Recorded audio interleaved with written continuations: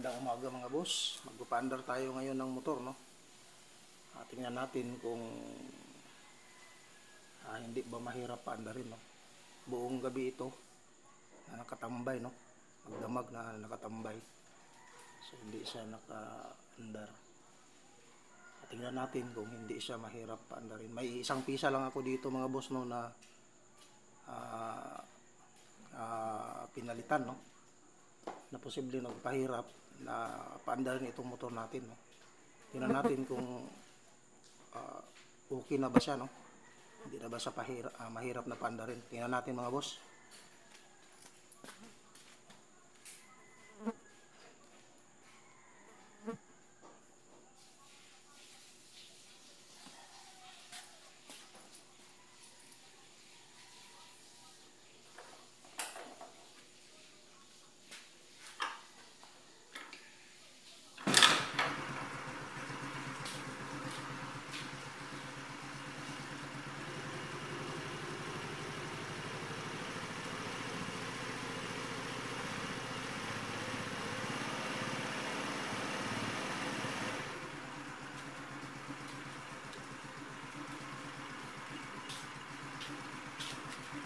So yun boss, mga boss, mayroon lang akong isang pisa na pinalitan dyan na posibleng nagpahirap sa umaga na paandarin itong motor natin, no? Sa sunod, sasabihin ko sa inyo kung ano yung pinalitan ko at paano ko ikinabit doon sa motor natin.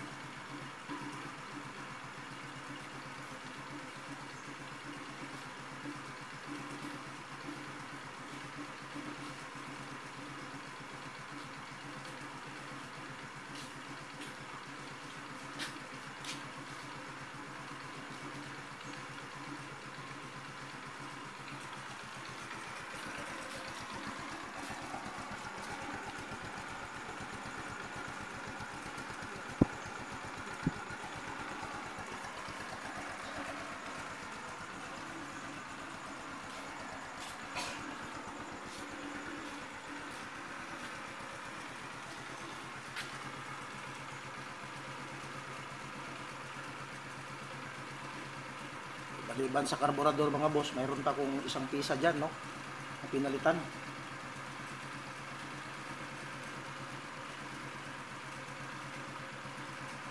Okay na mga boss, no?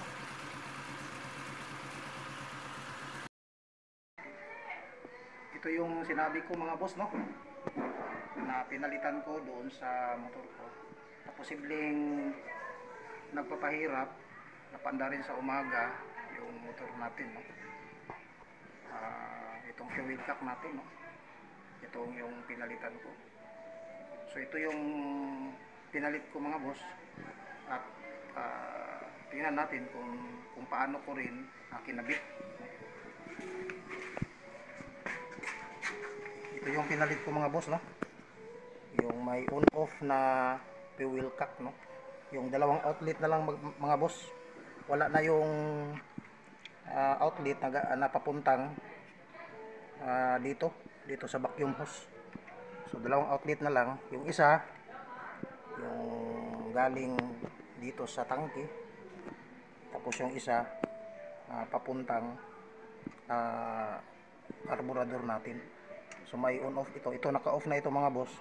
So yung gasolina na galing dito sa tangke, so papunta na sa dito sa carburetor. So tuloy-tuloy na yung kuan niya, no? Tuloy-tuloy na yung daloy ng gasolina. Yung iba, ang ginagawa nila, dinadirect na lang nila yung hose dito sa tangke papuntang carburetor. Pero delikado yun, no? Kung emergency, halimbawa mag-overflow itong carburetor natin, so paano natin sa patigilin, no? Paano natin patigilin yung overflow? So mahirapan tayo, magka-problema tayo. So mas maganda pa rin na mayroon tayong fuel cap, no? Kung halimbawa mag-overflow yung carburetor natin, so pwede natin siyang i-off. Ganyan. Tigil na yan, no? Tigil na yung pagdaloy ng gasolina. So ito yung off niya. So nakakuha na ito. Sabagay, yung controller niya dito may mga boss, no? Yung floater niya. nakakontrol ng gasolina dito. So hindi siya mag-overflow kahit na tuloy-tuloy yung pagdaloy ng gasolina rito, kahit na naka-on ito. So ang ginawa ko mga boss, itong vacuum, vacuum hose, hindi naman natin ito magagamit. So ito na lang ang ginawa ko, linagyan ko lang siyang ito ng 6mm na bolt.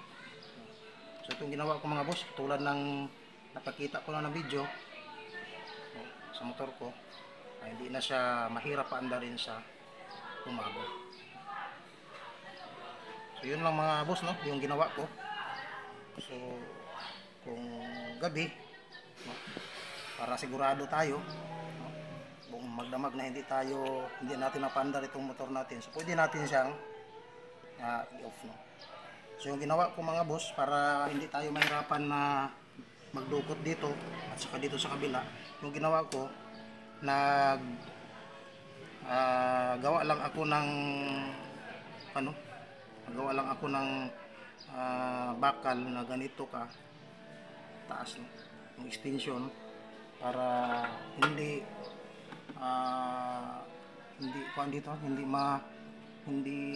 mahirap na dukutin dito sa ilalim kung gusto natin na i-off yung gasolina natin. So dito mga boss, no, kita ko sa inyo, so yan ang ginawa ko. So hindi na siya mahirap na dukutin dito sa loob. So dito ko lang dinudukot yan mga boss. Yung sa video ko na ginawa ko, pinakita ko sa inyo bago ko pinandar sa umaga, dinukot ko dito, inon ko yung switch na, kasi sa buong magdamag, gi-off ko itong switch ng gasolina natin. So yun mga boss, no, yung ginawa ko dito sa motor ko, pinalitan ko lang ito, yung may on off na fuel cap lang, yung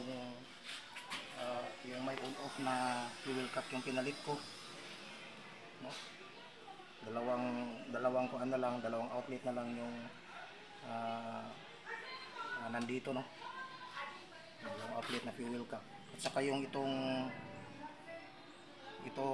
vacuum hose natin, wala na itong gamit. So pwede nyo, so ang ginawa ko, linagyan ko na lang ito ng 6mm na bolt. So pwede itong gawin mga boss, no, sa mga motor ninyo, sa mga Rossi Fashion nyo.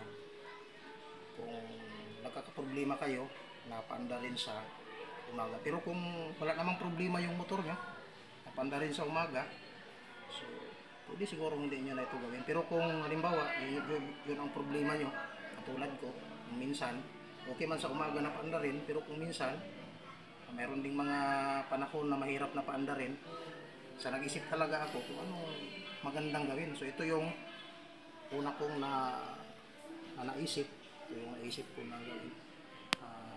Sinubukan ko ito na palitan, kasi may nakita akong video na yung iba nirekta nila yung hose galing dito sa tangke papuntang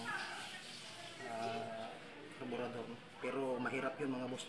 Kaya nag-isip ako ng paraan kung ano ang magandang gawin, mayroong on off pa rin yung gasolina natin. Yun mga boss, no, na from ko naman sa pinakita ko na video, okay yung under niya.